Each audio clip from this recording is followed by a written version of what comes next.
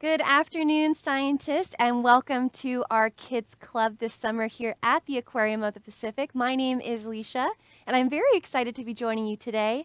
Now, I'm not alone in my studio. I have Kaya, who's going to be helping with all of our wonderful images. She's put up our webcam right now. We have Miss Allie, who's taking all of your questions today. So I would love your observations, any questions that you have. Maybe I'm missing something about the deep sea and you'd like to share something with us. Feel free to text in. You can also email us at live@lvaop.org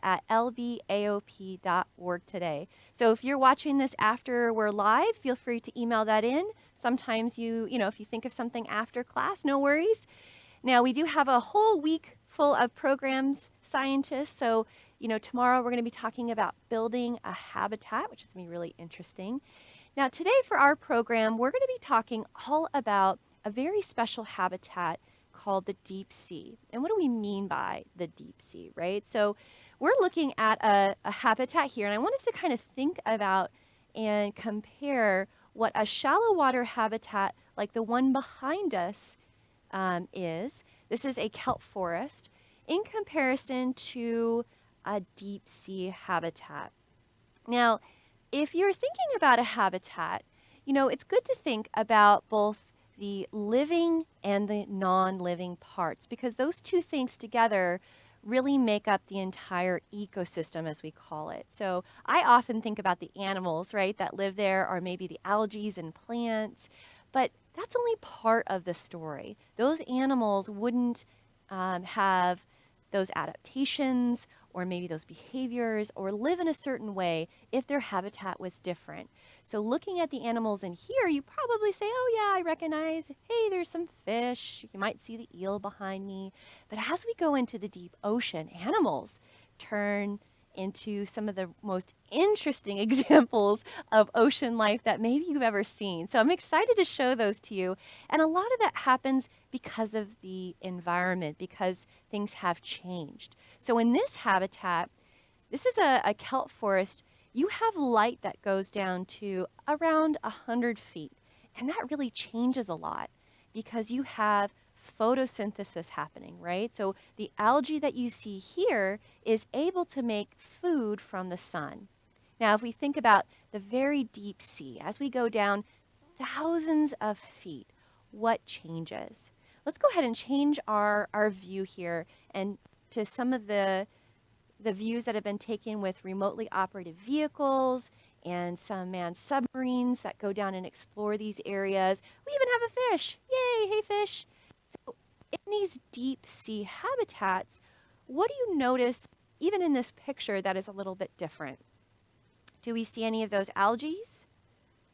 No, not really. Do we see large schools of fish? No. So a lot of this is because we're losing sunlight. As you go down deeper and deeper, the ability of the sunlight, by the way, light itself travels in waves. So as we see it, as we perceive it, it is traveling from the sun to our planet in light waves. And those light waves some of those colors don't go down very deep. So we'll talk a little bit more about light and these deep sea habitats. But as we're looking at it here, so just remember it is very dark. And because it's very dark, we don't have photosynthesis. So there has to be other ways that animals find food because the animals that we were looking at in that kelp forest habitat, their whole food web started with photosynthesis. So the animals down here have to find their food a little bit differently. A lot of them are scavengers. Yeah, so a lot of them, hey crab, so a lot of them are looking for things that they can find that comes actually from the surface. So we have scavengers even in our shallow habitats, but in deep sea, you often have stuff like marine snow, which can be anything from an animal that has died that sinks down to animal waste even, or even things like kelp or what we call seaweed that filters its way, and by the time it makes it down to the seafloor, it starts to break down. so that there's decomposition that happens here. So there's oftentimes lots of bacteria that help recycle these nutrients back into this habitat. There's also a lot of animals that rely on this because they don't have sunlight to help them do that. So our crab here is going to look for things that have maybe fallen. If it can catch its own food, fantastic. It has those nice big claws to do so. But just something to kind of keep in mind. Even this deep sea soft coral that we're looking at here, it's going to be catching things that are floating around in its habitat. So again, a lot of that drifts from above, and they kind of call it marine snow as it filters down to the bottom, and a lot of that recycling happens. I wanted to show you a video from Nautilus Live. Now, Nautilus is part of the Ocean Exploration Trust, and they have a ocean exploration vessel that goes out. They also have equipment that they can send into the deep parts of the ocean, like remotely operated vehicles, and they can catch some really great footage. This is how we learn about these habitats. So this is a whale that has died, and it is sunk to the very bottom of the ocean. This is actually in the area off of Monterey Bay. And I want you to take a peek here as we're shaking our heads in here because it's kind of gross, but it's kind of cool, right? There's a lot of gross, cool overlap when we learn about our natural habitats. And I want you to take a look. There's all kinds of cool fish in here. Actually, the fish that we were looking at earlier in that first picture is down here as well. Do you see all the octopus in here? Yeah, there's tons of octopus in here, and nothing is going to waste. All of this blubber, you can see the bone. What if I told you that there's a worm that even eats the bones of the animals down there? It's true. There was a scientist who came to lecture here at the aquarium about these crazy worms that burrow in. That's why it looks fuzzy, by the way. Yep. And they eat and break down this really hard material. Cool. So here's the ROV. This is basically an underwater robot. So if you ever thought about being an engineer and you love the ocean, you could build remotely operated vehicles, or even maybe a tool that we have never even heard about before. So yeah, these animals are scavengers. And when we do have a whale fall, like this is what they call a whale fall, it is kind of like an eruption of food resources. When there isn't a whale fall, all of these animals have to spread out because there's not a lot of resources, food resources for them. So in the deep sea, a lot of times we learn about animals by basically finding food resources because that helps attract them. So a lot of these critters here have good senses to help them find an opportunity that happens like a big whale fall. And a whale fall can take months, maybe even years to fully break down. Oh, so you're looking at even more of those worms because there's probably stuff. This is like a carpet of things that are breaking down and recycling. Okay, we'll stop looking at that image as we as we explore here. But I just want you to think about this environment, right? Because as we compare it to, let's say, those shallow water habitats, I think we think about those beautiful coral reefs and we think about kelp forests. Well, those resources are really packed together. But when you have them spread out, the animals have to do very different things. Their senses have to be really strong so they can smell and detect where a whale fall might be or where their food might be. They might even have to hunt down their prey from a long distance. I want to show you some examples of animals that you can find in the deep sea here. Now, I will tell you this is not to scale. So this little critter here is much bigger in this poster than you would find them in real life. This is actually plankton. This is a copepod. Plankton is a general term for an animal that drifts through the ocean. But, you know, it's really interesting here. I want you to take a look at some of the colors and shapes. Again, isn't this fun? Because these animals, they might have kind of their counterparts in those shallow areas, but they're pretty cool. They have sometimes see-through bodies to help them camouflage. They might have, like this viper eel, some really big eyes. Now, if your food only comes by once in a very long while, you might have a very big mouth. Very, very big mouth because you want to capture as much food as possible. Now, the other thing that we hadn't talked about is pressure. Have you ever swam in a pool and you start to feel pressure in your ears as you go down? So, as you move and dive deeper and deeper into the ocean, you have not only the weight of water, but you also have the air in our atmosphere pushing down on us. And in some of the deepest parts of the ocean, they say in one little square the size of a postage stamp, it would be like an elephant standing on that. So that's how much pressure. So you can kind of picture yourself, every little spot covered in postage stamps, and every postage stamp would have an elephant on top of you. Will we do very well? Probably not. How do these animals live in a habitat that has all of this pressure on them? Well, a lot of the ways that they do this is because they don't have the same air spaces that we do in our body. So we compress because we have air in our bodies, which is good. We need that. But that also means it's hard for us to explore those deep areas. The animals here are mostly water. They don't have lungs, they don't have air spaces, so they're not really affected by that pressure. In fact, some of these animals, like squid, can actually make what we call a vertical migration. They will travel. So to find food, instead of scavenging at the bottom, they hide at certain times of the day in the deep ocean, and they make a vertical migration all the way up, thousands of feet, usually at night, to grab their food, and then they sink back to the bottom. That is a lot of work to find your food. So next time you have to get up from the couch and walk over to the fridge, and you're like, oh, I can't believe I had to get up. At least you're not a squid that had to travel thousands of feet just to have breakfast, right? So something to kind of consider. Oh, a good question that's really relevant. If you brought up an animal from the deep sea, would it survive? You know, I was curious about this today too. So what I read is because the animals here, and a lot of them do actually migrate up and down, because they don't have those same spaces in them. A lot of this happens to be with the invertebrates, the animals that don't have any bones in their body. They're especially squishy. They're usually fine, but I guess chemicals actually work a little bit different.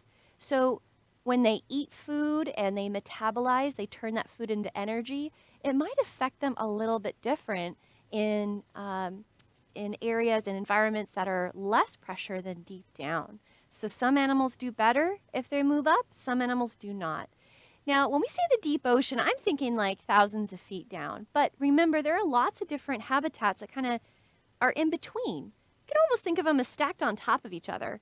And those environments change based on light, pressure, and even temperature. We hadn't even talked about that. Because there's no more light heating these environments, it is often very cold. Again, because they're invertebrates, a lot of them here, or they're fish, they are cold-blooded. So they're the same temperature as their home, their habitat, so they're fine.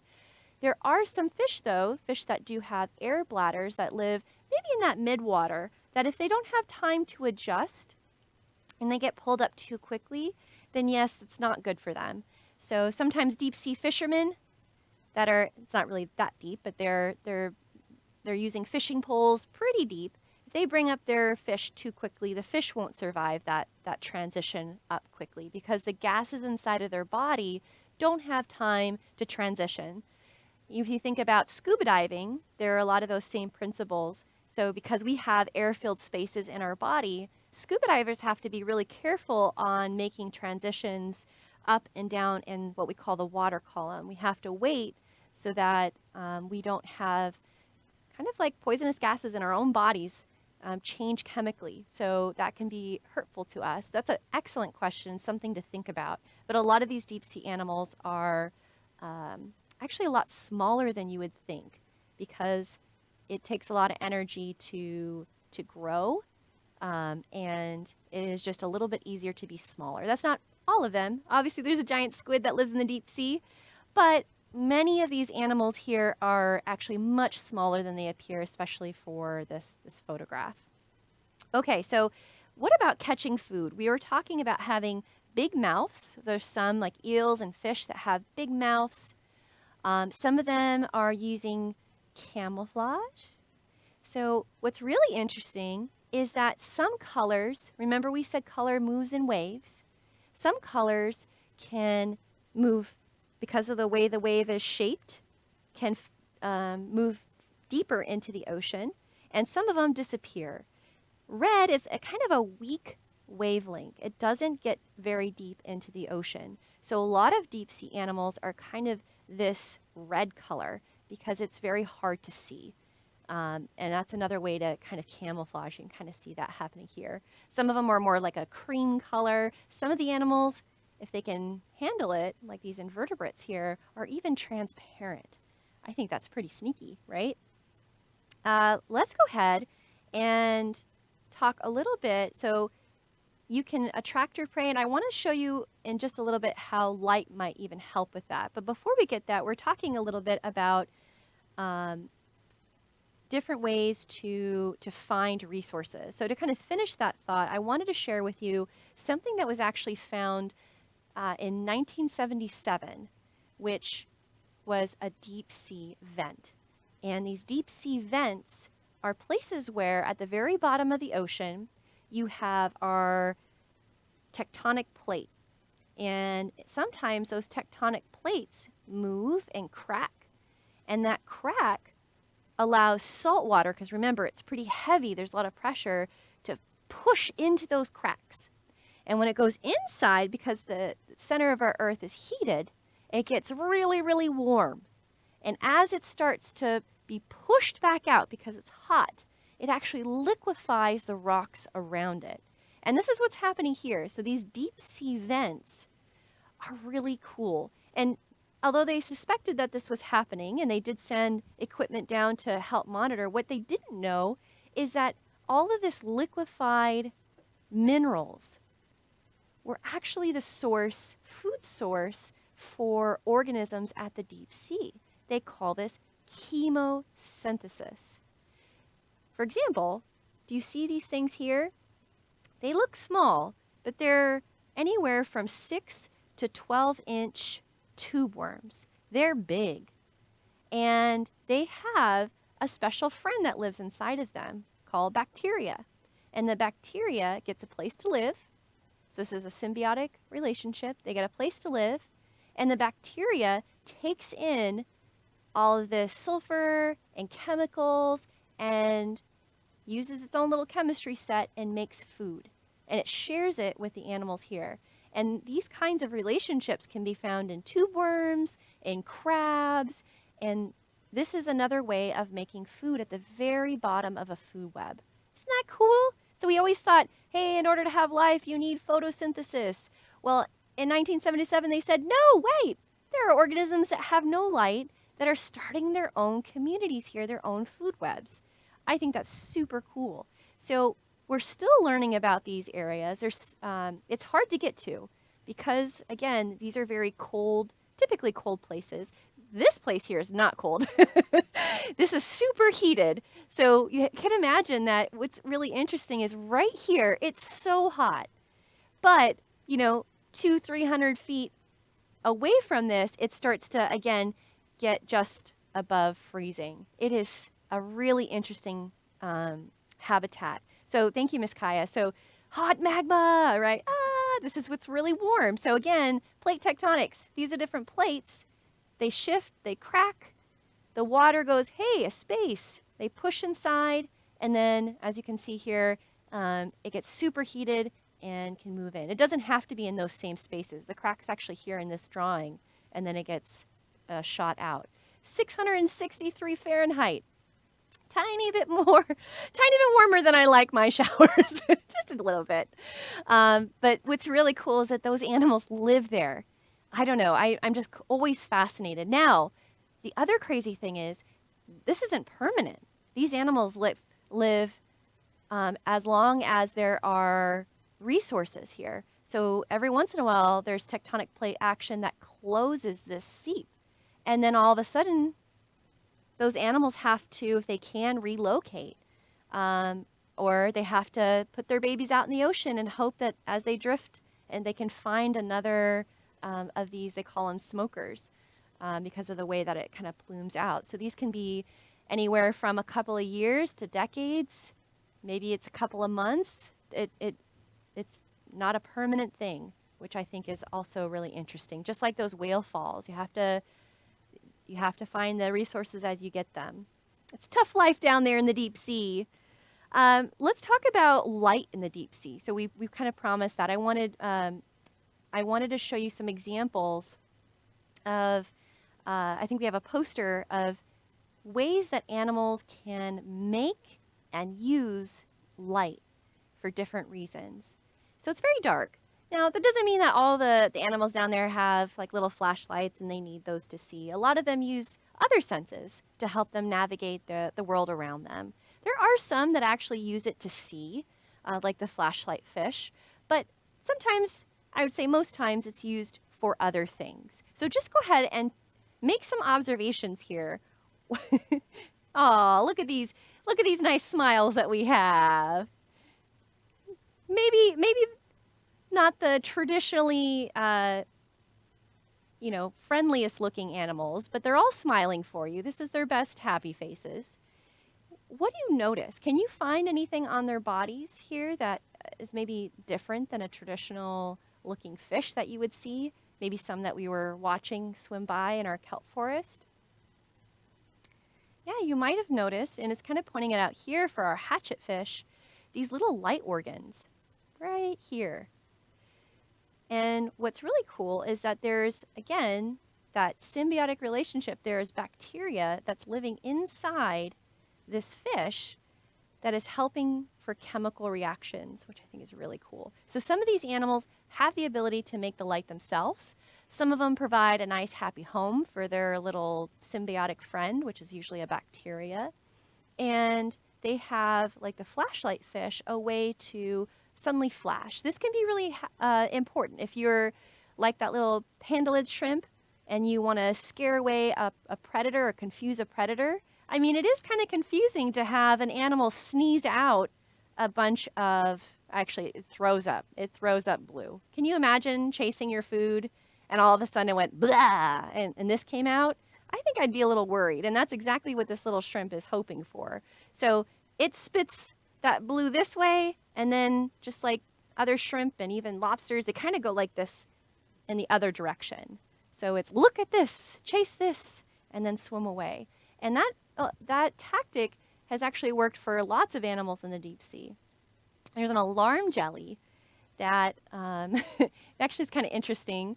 Actually, I think it's the circular one, Miss Kaya. So the alarm jelly, this is another jelly, but it all of a sudden starts to circulate this color around it.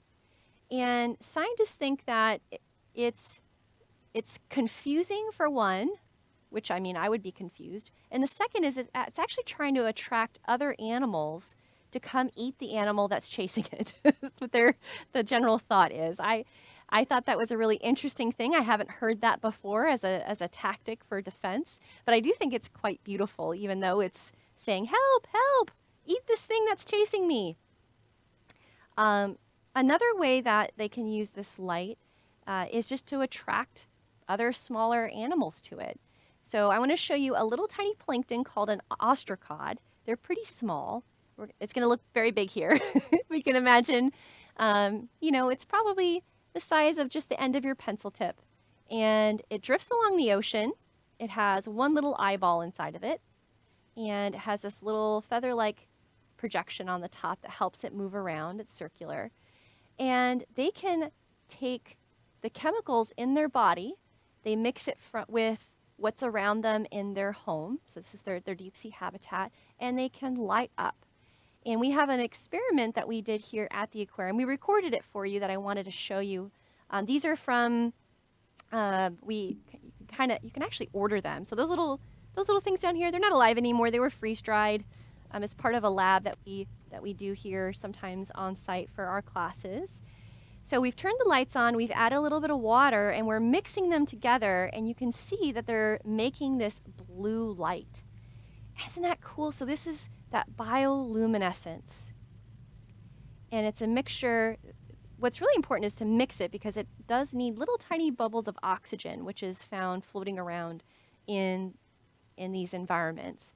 So this little animal here makes an incredible blue, sometimes greenish, but usually it's blue. And that color range can be anywhere from like blue, yellow, green for animals that make their own light, which is pretty incredible.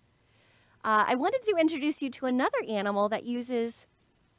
This animal does not use any light, but that's okay. We'll talk about this animal here. I feel like it needs a name. It is a giant isopod, but I feel like I want to call it like Larry or something. So we used to have them here at the aquarium when we had our deep sea habitats exhibit here at the aquarium, our whale fall exhibit. And if it looks like a roly-poly bug to you, well, it is a deep sea cousin to one. So if you've ever, or a pill bug you might call it, so if you're walking your neighborhood and you see that tiny little roly-poly bug, yeah, this is what its cousin looks like. Isn't that incredible? And this isn't so blown up. I will tell you that you can use 2 hands to lift one of these giant isopods. They're big. Yeah, they're huge. They have all kinds of weird cousins that live in the ocean. Some of them are parasitic, which means they grow on other animals. This one's more of a scavenger. But because it has cousins that latch onto other animals, it always gives me a little bit of the heebie-jeebies. So they have all these cute little legs, and they have little eyes, and they basically cruise around until they find things like that whale fall. So they are an example of a scavenger. So pretty cool. So this is a giant isopod, and you can see it has that nice shell on it. It is an invertebrate. But I was thinking about the anglerfish, Miss Kaya. So I wanted to talk to you about an animal that uses its light for attracting its prey. And it does have some shallow cousins, not in personality, but in habitat. They have cousins that, like the frogfish that live in shallow water. This is the deep sea version here. And they have this little thing here. Isn't this interesting? So this glows, and it has a little lure on it, as they call it, so like a fishing lure. And they wiggle this about. And if you're a little animal and you're like, hey, I'm really hungry, haven't eaten for a long time, and you see this little glowing thing in the distance, you might like, hey, I'm going to go check that out. What you're not seeing is that it's attached to this very big mouth. And you can see this, even though the body isn't too big, they're going to try to swallow as much as they can as that little animal comes by. So that's pretty cool. I don't know if you can see it so clearly in this image, but you're actually looking at a female and a male. This little thing right here is the male. Now, because resources are really spread out, that also means that sometimes an animal like an anglerfish doesn't find another kind of member of its kind for a really long time. And so when she's looking for a boyfriend, she puts out a chemical into the water, and this little male, which by the way doesn't get any bigger, this is going to be a crazy story for you, will sense that female, swim up and actually attach by biting on to the female. And then something crazy happens. It just kind of melds in to the female. And for most anglerfish, it never releases. It just sticks. Sometimes they have multiple males. And when they're ready to release their eggs, they're together. So it's a system of not losing your partner, basically.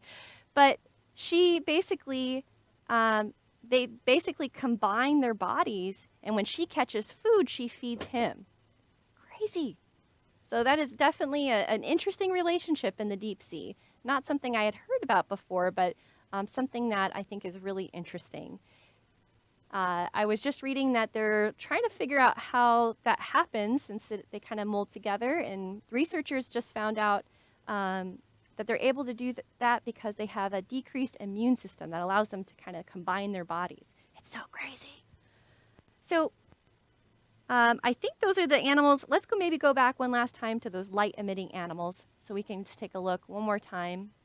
at that poster before we go, and I can answer Natalie's question. What is the orange thing in the plankton?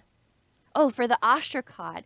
Yeah, isn't that cool? So the ostracod, you're looking at, I believe this is just its organs inside. Because most of its body is see-through, it has we have the ability to kind of peek at its organs and also some of the things that it's been eating. The same thing happens actually when we look at our moon jellies, our jellies here at the aquarium, because they're mostly see-through. You can see their lunch basically after they've eaten it, which I think is really interesting. So we'll go to that last picture here just to kind of show you. So here's the anglerfish. You can see there's actually a couple different kinds of anglerfish. Here's that flashlight fish. Now the flashlight fish even has a little flap that can go over the top so it doesn't have to use the light unless it wants to. And it uses this somewhat to see. It can also flash really quickly and then go a different direction. So you can use it for attracting food. You can use it for confusing predators. In this case, for the hatchet fish, you can use it to help you with counter shading. So if you're making that migration that we talked about, and you get closer to the surface and you look up and it's lighter, you actually blend in if your tummy is a little bit lighter. So that is one way that you can camouflage, which is, I think, really interesting. Some of them have these little lures that they use to attract with glowy bits on them, that bioluminescence. But a lot of them have even that counter shading here. So those little pores on this fish here have the ability to glow.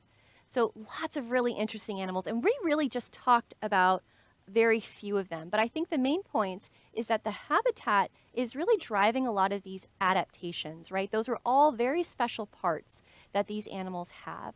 I would love for you to continue learning about bioluminescence and animals in the deep sea. There is a take-home activity that you can use as part of our day's activities to connect to some of the things that we're saying and to learn a little bit more.